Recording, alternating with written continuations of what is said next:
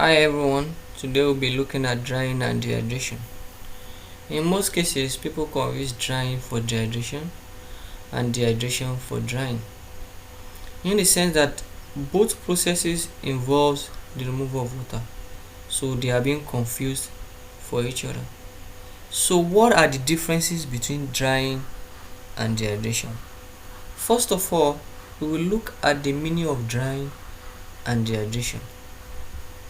Drying is a process of removing water molecules or moisture from a substance without altering the state or the composition of the substance. This means drying is the removal of water molecules or moisture from a substance without the elements that make up the particular compound or substance to be dried being affected or altered. While dehydration is a process of removing element of water from a substance and affects the chemical composition of the substance or compound. This means that dehydration is the removal of elements of water or traces of water from a substance, and the elements that make up the particular substance or compound to be hydrated is being affected or altered. Now, from this meaning or this point, we can pinpoint two differences between drying and dehydration. The first one is that drying is a process of removing water molecules or moisture from a substance, while dehydration is a process of removing element of water from a substance.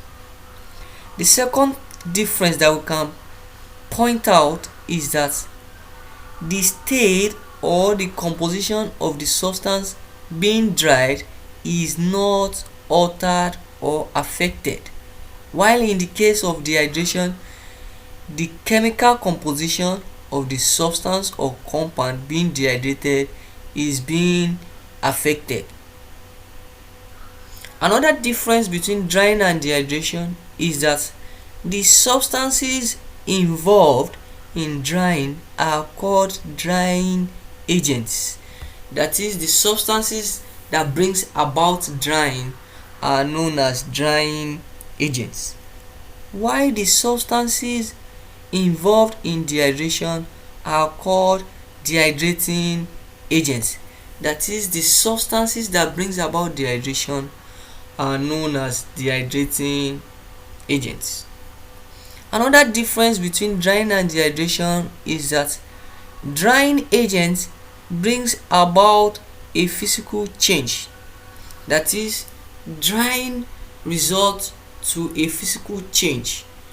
That is, a change that is temporary and can be easily reversed, while dehydrating agent brings about a chemical change, meaning that dehydration brings about a chemical change, that is, a change that is permanent and cannot be reversed or cannot be easily reversed.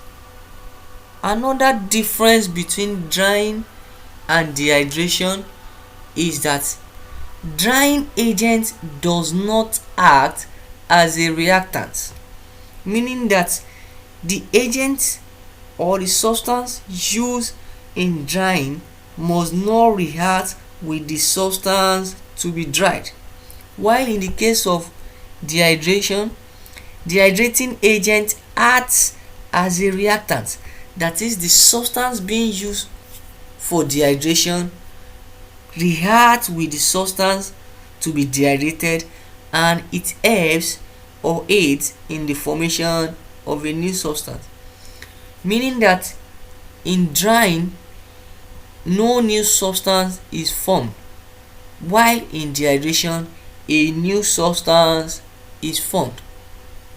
Lastly, examples of drying agents include silica gel, quicklime, fused calcium chloride, and etc.